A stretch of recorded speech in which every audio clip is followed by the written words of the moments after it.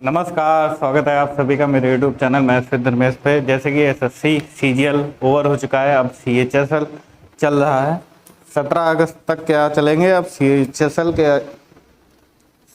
एक हाँ 17 अगस्त तक मेरे ख्याल से सीएचएसएल के एग्ज़ाम चलेंगे। तो सीएचएसएल के लिए इम्पॉर्टेंट वीडियोस जैसे कि प्रॉफिट एंड लॉस चल रहा था, तो उसी को क्रम जारी रखेंगे और सीएचएसएल के एग्ज़ाम के नज़रिए से उन सवालों को मैं कराऊंगा, जो कि 100% मुझे यकीन है कि उस टाइप के सवाल सीएचएसएल में ज़रूर पूछे जाएंगे। जैसे कि 10+2 भी उसको कहा जाता है, तो उसमें सवाल ज़रूर पूछेंगे।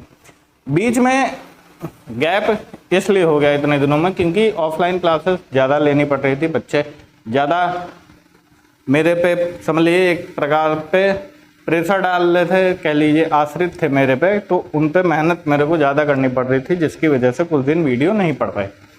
अब लगातार वीडियो फिर से शुरू होंगी, सीएचएसएल की क्लास लगातार फिर से चलेगी। सीएचएसएल नहीं समझ लीजिए एसएससी की क्लासेस लगातार मैथ की फिर से शुरू होंगी, बिल्कुल भी गैप नहीं होगा। पहला क्वेश्चन आपके सामने लिखा हुआ है, इस सवाल को आप लगा के बताइए कि क्या अप्रोच होगी, कैसे इस सवाल को आप लगाएंगे, बताइए।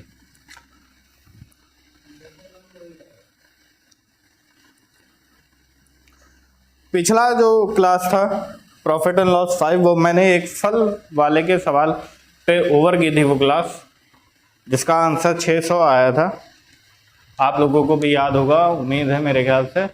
वीडियो क्लैरिटी एकदम साफ है, आवाज़ साफ है कि नहीं? ओके,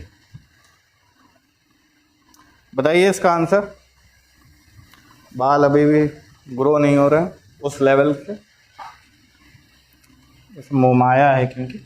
देखिए सवाल क्या बोल रहा है कि 25 कलमों का जो क्रय मूल्य है वो 20 कलमों के विक्रय मूल्य के बराबर है, तो लाभ प्रतिशत बताइए। ठीक, एक मान लीजिए कोई दुकानदार है, वो 25 कलमों का क्रय मूल्य यानी कि जितने में उसने 25 कलमों को खरीदा था उसी भाव से उसने 20 कलमों को बेच दिया, तो उसका प्रॉफिट होगा कि लॉस होगा, ये आपको पता करना होगा इस टाइप के सवालों में। तो इसमें तो आप देख सकते हैं कि प्रॉफिट होगा, क्योंकि अगर उसने 25 कलमों को जिस भाव से मान लीजिए 100 रुपये में खरीदा था, तो 100 रुपये में उसने केवल कितने कलमों को बेचा? 20 कलमों को बेचा। तो आप लोग अंदाज़ा लगा सकते हैं कि कहाँ पे प्रॉफिट होगा और कहाँ पे लॉस होगा। बिना भी मतलब कोई भी डाउट अगर मन में आता है तो आप केवल खुद को रख के ये सवालों को हल कर सकते हैं कि मान लीजिए आप वो दुकानदार हैं, विक्रेता हैं, या कुछ भी समझ लीजिए, और आपने कुछ चीज़ों को एक निश्चित भाव से खरीदा और उतने ही भाव में कुछ चीज़ों को बेच दिया, चाहे कम हो चाहे ज़्यादा हो, तो आपको लाभ होगा कि हानि होगी, ये आपको खुद ब खुद समझ में आ जाएगा। जैसे इसमें बोला गया 25 कलमों का जो क्रय मूल्य यानी कि सीपी कॉस्ट प्राइस था, वो 20 कलमों के विक्रय मूल्य यानी कि एसपी सेलिंग प्राइस के बराबर था। तो सीपी अपॉन एसपी का जो रेशियो आएगा वो 20/25 आएगा, यानी कि 4/5। अब इसका मतलब ये हुआ कि सीपी अगर 4 था तो एसपी क्या था? 5 था। कोई एक वस्तु थी जिसको उसने 4 रुपये में खरीदा और 5 रुपये में बेच दिया, तो आप कहेंगे सर प्रॉफिट। फिर से एक बार रिवाइज कराने के लिए केवल बता देते हैं कि जो प्रॉफिट होता है, लाभ होता है, वो एसपी माइनस सीपी होता है। एसपी माइनस सीपी होता है। तो यहाँ एसपी 5 है, सीपी 4 है, यानी कि 1। और ऐसे भी अंदाजा आप लगा सकते हैं कि सीपी 4 है, एसपी 5 है, तो 1 का क्या हुआ? हमें लाभ हुआ। और कितने पे लाभ हुआ? तो 4 पे लाभ हुआ। क्या होता है प्रॉफिट परसेंटेज का फॉर्मूला, वो भी यहाँ पे आप देख लीजिए। प्रॉफिट परसेंटेज क्या होता है? प्रॉफिट बटे सीपी गुणे 100। सब कुछ रिवाइज कराते चलेंगे, तो गुणे 100, क्योंकि पेपर है, गलती से भी आप कुछ क्या करें, भूले नहीं। तो 25% क्या आ जाएगा? इस सवाल का आंसर आ जाएगा। कोई भी डाउट हो यहाँ तक तो आप ज़रूर कमेंट सेक्शन में बताइए कि सर ये चीज़ में डाउट है, ये चीज़ मेरे को क्लियर नहीं हो पा रही। मैं फिर से आपको बता दूं, नोट कर लीजिए पहले कि ऐसे सवालों में सिर्फ आपको खुद को एज्यूम करना है और ये मानना है कि आप वो विक्रेता हैं, दुकानदार हैं, जो आप सामान खरीद और बेच रहे हैं। तो आपने खरीदा किसी को एक निश्चित भाव से और उससे कम या ज़्यादा की चीज़ें आपने उसी भाव में क्या की, बेच ली। तो प्रॉफिट होगा आपको कि लॉस होगा, लाभ होगा या हानि होगी, ये आपको खुद ब खुद रियलाइज़ हो जाएगा, समझ आ जाएगा, कोई भी डाउट नहीं रहेगा। बाकी क्वेश्चनों में कभी कभार पूछ लेगा कि लाभ या हानि बताइए, वरना ज़्यादातर आपको दिया होगा कि लाभ प्रतिशत बताइए यानी कि लाभ हो रहा होगा, हानि प्रतिशत बताइए यानी कि हानि हो रही होगी। नोट कर लीजिए सवाल को।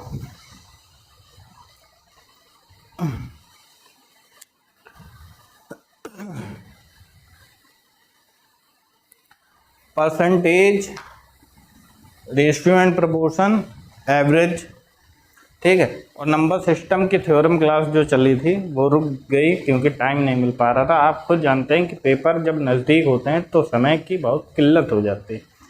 तो जितनी चीज़ें परसेंटेज, रेशियो एंड प्रोपोर्शन और एवरेज में मैंने कराई जिन सवालों को, उसमें से क्वेश्चन फंसे हैं ये मैं आपको लिख के दे सकता हूँ। अभी जब रिजल्ट आना शुरू होंगे उसके बाद कई वेबसाइट्स जब अपलोड कर देंगी प्रीवियस ईयर सेट जिसको हम बोलते हैं, तब आपको जो मैंने पढ़ाए हुए, मेरे पढ़ाए हुए जो क्वेश्चंस हैं वो आए हैं या नहीं, वो मैं आपको ढूंढ ढूंढ के खुद दिखाऊंगा कि ये मेरा पढ़ाया हुआ है, ये मेरा पढ़ाया हुआ है। ये सब सारी चीज़ें मैं आपको बताया करूँगा, जिससे आपको भी ये विश्वास हो जाए कि हाँ सर जो पढ़ा रहे हैं वो पेपर में आता है। समझ गए? चलिए बढ़ते हैं अगले सवाल की तरफ, जो कि आपके सामने ये रहा। देखिए सवाल को, देखिए अगला सवाल आपके सामने लिखा हुआ है। इस जगह पे मेरे ख्याल से रोशनी ज़्यादा पड़ रही है ना, लेकिन दिख रहा है। ये जो बीच में गैप हुए इसका एक रीज़न और मैं आपको बता दूं, खुशखबरी है। मणिपुर में जो भी वायलेंस हुआ, जो भी इस बीच समझिए 3 मई से घटना स्टार्ट हुई, 3 मई से 3 जून, फिर जुलाई, फिर अगस्त, समझ लीजिए ख़त्म हो गया, लगभग 3 महीने चले और अभी भी वहाँ घटनाएं जारी हैं। तो इस पे भी बहुत जल्द आपको वीडियो पूरी प्राप्त होगी A to Z, जिसमें आपके मन में कोई भी डाउट नहीं रह जाएगा कि क्यों वो घटना हो रही है और उसकी वजह और कारण क्या हैं। मैंने आपसे पहले ही वादा किया था कि करंट सिनेरियो पे भी कभी कभार बात करेंगे कि देश में क्या चल रहा है। प्रेजेंट में जैसे हरियाणा, नूह में कुछ दंगे हुए हैं, तो उसकी वजह क्या है ये देखिए, तुरंत नहीं पता चलता है, क्योंकि तुरंत में क्या होता है, अफवाहें ज़्यादा उड़ती हैं और जो रियल तथ्य होते हैं वो छुपे रह जाते हैं कहीं ना कहीं, तो उसमें टाइम लग जाता है। जैसे जो वीडियो वायरल हुआ मणिपुर पर, के बेहद शर्मनाक था, समझिए बहुत ही शर्मनाक। ऐसा देश में आज तक ना हुआ, ना होना चाहिए। बेहद शर्मनाक था, पूरे देश का सर नीचा रख दे ऐसी वो घटना थी। तो उस पर भी बात करेंगे, पूरा A to Z आपको समझाएंगे कि क्या हुआ मणिपुर में। बहुत ही जल्द आपको वो वीडियो प्राप्त होगा। उस वीडियो से आपके मन में कोई भी अगर डाउट रह जाए तो मेरा नाम बदल दीजिएगा। बहुत समझिए दुखद घटना थी। ऐसी घटनाएं हमको लग रहा है पता नहीं कब हुई होंगी, ये भी नहीं याद मेरे को तो, लेकिन बहुत ही बेकार, वो भी खुलेआम उसका वीडियो वायरल किया जा रहा है। ये सारी घटनाएं पता नहीं वहाँ के मुख्यमंत्री, सरकारें और ये सब क्या कर रहे हैं। मेन चीज़ तो ये होता है कि जो वहाँ की नहीं समझिए, केंद्र सरकार की जो महिला और बाल विकास अधिकारी मंत्री जिसको कहा जाता है, स्मृति ईरानी, वो इस विषय पे ज़्यादा कुछ नहीं बोल रही हैं। सबसे बड़ा जो दुख है वो इस देश के लिए ये होना चाहिए, और वो भी एक महिला मंत्री हैं वो, तो महिलाओं का दुख महिला अगर नहीं समझेगी तो कौन समझेगा। तो इन सब चीज़ों पे हालांकि वीडियो में मैंने बात नहीं की है किसका दोष है किसका नहीं है, क्योंकि इन सब पे चर्चा पे कोई फ़ायदा नहीं। एकदम अनबायस्ड होगा वो, ना किसी सरकार को दोष दिया जाएगा ना ही किसी को, ठीक है। वैसे तो देखा जाए तो वहाँ की सरकार पूरी विफल रही वहाँ की स्थिति को बनाए रखने में मणिपुर की, ठीक है।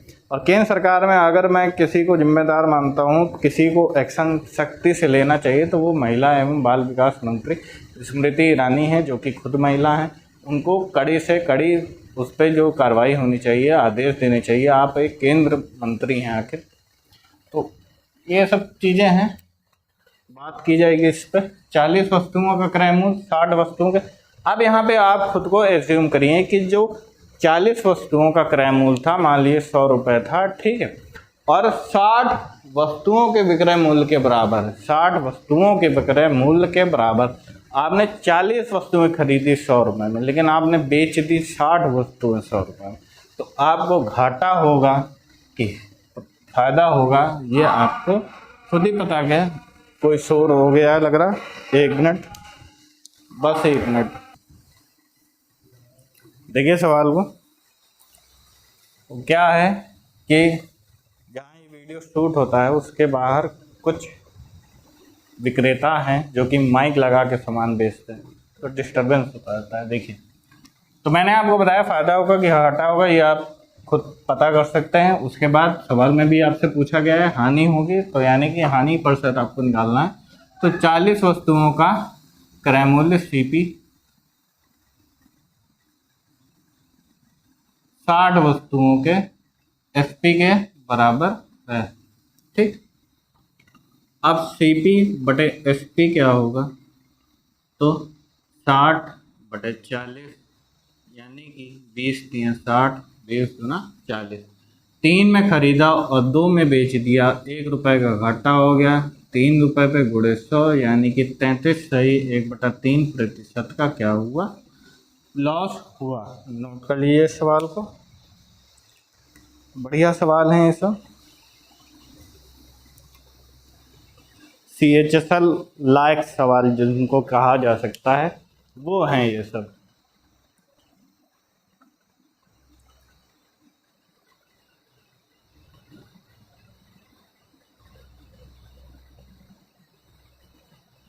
फटाफट नोट करिए, कमेंट सेक्शन में ज़रूर बताइएगा क्लास आप लोगों को कैसी लग रही है। चलिए बढ़ते हैं अगले क्वेश्चन की तरफ, जो कि आपके सामने ये रहा। बिना टाइम वेस्ट किए देखिए सवाल, देखिए इस सवाल को कि 30 वस्तुएं बेचने पर एक व्यक्ति को 10 वस्तुओं के विक्रय मूल्य के बराबर लाभ होता है, तो लाभ % बताइए। देखिए 30 वस्तुएं बेचने पर, यानी कि उस व्यक्ति ने 30 वस्तुएं बेची, लेकिन उसको लाभ कितने पे हुआ, तो 10 वस्तुओं के विक्रय मूल्य के बराबर लाभ हुआ। तो यहाँ पे 30 वस्तुएं उसने खरीदी होंगी और 20 वस्तुएं उसने बेची होंगी। कैसे, देखिए बहुत प्यार से समझाएंगे। देखिए प्रॉफिट क्या होता है, तो SP - CP होता है, ठीक। अब यहाँ पे जो प्रॉफिट है वो 10 SP के बराबर है, CP पे नहीं है, 10 SP के बराबर है। और 30 SP उसने बेची, तो हम यहाँ पे मानते हैं कि उसने 30 CP, यानी कि 30 वस्तुएं क्रय की होंगी, यानी कि खरीदी कितनी होंगी, 30 वस्तुएं खरीदी होंगी। तो 30 जो CP होगा वो 30 SP - 10 SP जो प्रॉफिट हुआ था उसके बराबर हो जाएगा। तो 30 CP बराबर 20 SP हो जाएगा। सिंपल और स्वीट तरीका। आप अगर दिमाग लगाना चाहते हैं तो दिमाग भी लगा सकते हैं कि 30 वस्तुएं वो बेच रहा है, 10 वस्तुओं के विक्रय मूल्य के बराबर लाभ होता है, यानी कि उसने 30 वस्तुएं बेची, लेकिन 10 वस्तुएं जो उसने बेची विक्रय मूल्य वो उसके बराबर लाभ होता है। यानी 10 अगर उसने CP पे खरीदी होंगी तो 10 वस्तुएं ऐसी होंगी कि उसको क्या हो रहा है, बेचने पर ज़्यादा प्रॉफिट मिल रहा है। तो यानी कि उन 30 वस्तुओं में से 10 वस्तुएं अगर हम घटाएंगे तो उसका जो विक्रय मूल्य प्रॉफिट है वो 20 SP के बराबर होगा, ठीक। ऐसा समझ लिए कि सेम और सेम बेचने पर और बेचने पर कहा जाए तो आप माइनस कर दीजिए, बस आंसर आपका निकल आएगा। सिंपल सी ट्रिक, जैसे वो वाला आप देखे हैं ना STD में, स्पीड टाइम एंड डिस्टेंस में, कि 2 ट्रेन आमने सामने आती हैं और 2 ट्रेनें अगर विपरीत जाती हैं तो किस में प्लस करते हैं, किस में माइनस करते हैं, है ना, स्पीड। तो वही चीज़ यहाँ पे भी है, तो CP और बटे SP जो हो जाएगा वो 20/30 यानी कि 2/3। तो 2 खरीदी और 3 पे क्या की, बेच दी। 1 का प्रॉफिट 2 पे गुणे 100, 50% का क्या हुआ, लाभ हुआ। यही क्या है इस सवाल का आंसर, नोट कर लीजिए फटाफट। बहुत ही आराम से शांत दिमाग से पढ़ेंगे, कोई जल्दबाजी नहीं करेंगे। CGL इम्पोर्टेंट था जो कि हो गया। मैं आपसे ये क्षमा चाहता हूँ कि कोर्स नहीं कंप्लीट हो पाया, वजह हो जाती हैं, ठीक है। एक अकेला बंदा हूँ मैं, वीडियो रिकॉर्ड भी मैं करता हूँ, एडिटिंग भी मैं करता हूँ, उसको पोस्ट कैसे करना है, कब करना है, ये भी मैं ही करता हूँ। सारा काम मैं अकेले कर रहा हूँ, ऊपर से मैनुअल बोर्ड से। डिजिटल बोर्ड नहीं है तो डेली क्लासेस कभी कभार करना पॉसिबल नहीं होता है। ऊपर से घर के काम भी रहते हैं, वो भी करने पड़ते हैं। तो कई सारी चीज़ें हैं, जो नोट्स आते हैं, जो नए क्वेश्चन आ रहे हैं, वो भी मुझे बनाने पड़ते हैं। तो ऑल इन वन काम करने में कभी कभार डिले हो जाता है, जिसकी वजह से काम पेंडिंग पड़े हो जाते हैं, ठीक है। अब एक दिन में घंटे 24 ही होते हैं, वो नहीं एक्सपेंड हो सकते। काम बढ़ सकता है लेकिन घंटे नहीं बढ़ाया जा सकता। समझ में आ रहा है? हो गया, चलिए बढ़ते हैं अगले सवाल की तरफ, जो कि आपके सामने ये रहा। देखिए इस सवाल को, अब देखिए इस सवाल को। पिछले सवाल से और इस सवाल में सिर्फ इतना अंतर है कि यहाँ पे वस्तुएं बेची जा रही हैं तो प्रॉफिट नहीं हो रहा है और लॉस हो रहा है। और जब आपको चीज़ें लॉस में चली जाएं तो आपको माइनस नहीं करना है, प्लस कर देना है। कैसे, देखिए भाई 15 वस्तुओं को उसने क्या किया, बेच दिया। पहले आप लॉस का फॉर्मूला लिख लीजिए, CP माइनस SP, ठीक।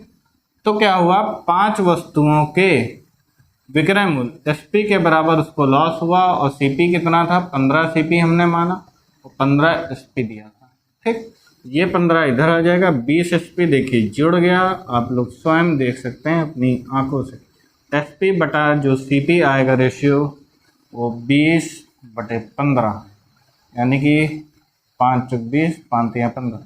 4 उसने खरीदी, 3 उसने बेची, यानी कि 1 का घाटा हो गया। 4 पे गुणे 100, 25% का उसको घाटा यानी कि हानि हुई। यही क्या है सवाल का आंसर, नोट कर लिए फटाफट। अब तक आपको ये इस टाइप के सवालों को समझने में कोई दिक्कत नहीं हुई होगी। Do I speak in the form of robot, रुक रुक के, है ना। और रुक रुक के नहीं होता है, दरअसल आदत की बात होती है। जब बच्चे सामने होते हैं तो उसमें कभी भी कोई दिक्कत नहीं आती। बच्चे बहस करते रहते हैं, कोई ना कोई चीज़ें पूछते रहता है। अब कैमरे में कभी कभार क्या होता है कि क्या बोलना है यही नहीं समझ में आता, क्या बातें करें कैमरे से, क्या बातें करें। How are you, live classes का क्योंकि जो मज़ा होता है वो अलग होता है कि नहीं। You guys can understand the difference between offline class and online class, है ना।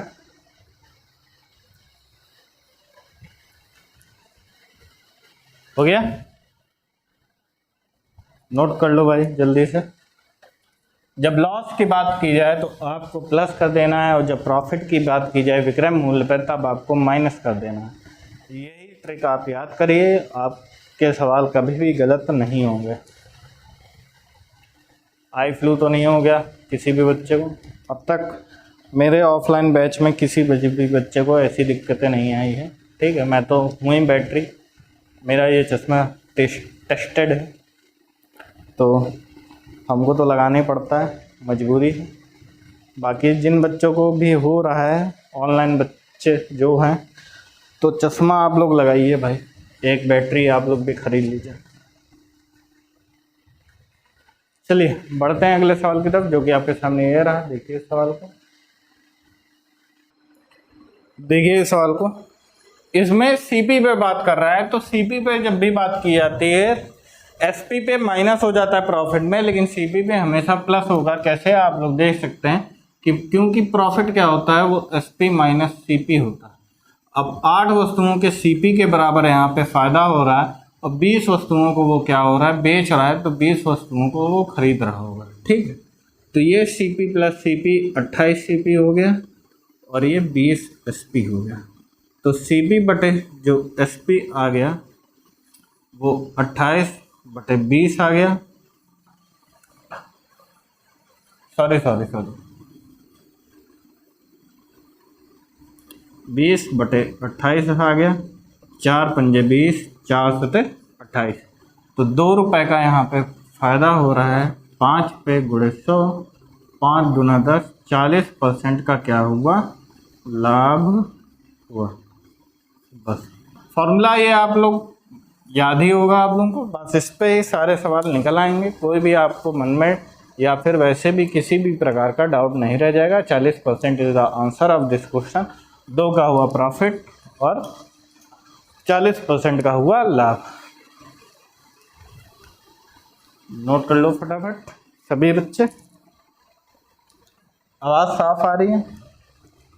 गर्मी की वजह से गरारा अपने आप हो जाता है, क्योंकि कई दफ़े गला दर्द करने लगता है ठंडा पी पी के, इसलिए गर्म पानी पी रहे थे कुछ दिनों से। तो आवाज़ साफ आ रही होगी आप लोगों को। जो घरघराहट है वो पंखे की आ रही होगी, आवाज़ की नहीं। समझ में आ रहा है कि नहीं?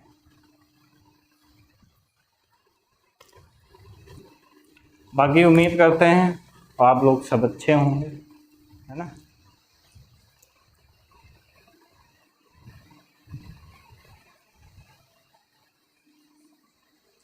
मंजिल मिलेगी भटकते ही सही, गुमराह तो वो हैं जो घर से निकले ही नहीं, है ना। बहुत ही अच्छी लाइन है ये, जिसने भी लिखी। मुझे शायरियाँ, जैसे मैंने आपको कहा कि वो मुझे बहुत पसंद है, बहुत पसंद है, लिखना भी सुनना भी। तो मैं शायरियाँ सुन लेता हूँ, मुझे शायर के नाम नहीं याद रहते। तो जिसने भी लिखी ये शायरी कि मंजिल मिलेगी भटकते ही सही, गुमराह तो वो हैं जो घर से निकले ही हैं, बहुत ही अच्छी लाइन है, बहुत ही अच्छी। जिसने भी लिखी उसको मेरा सलाम। हो गया? चलिए मिलते हैं अपनी आने वाली वीडियोस में। तब तक आप वीडियो को शेयर ज़रूर करिए ज़्यादा से ज़्यादा और सब्सक्राइब करिए। तब तक के लिए नमस्कार, जय हिंद।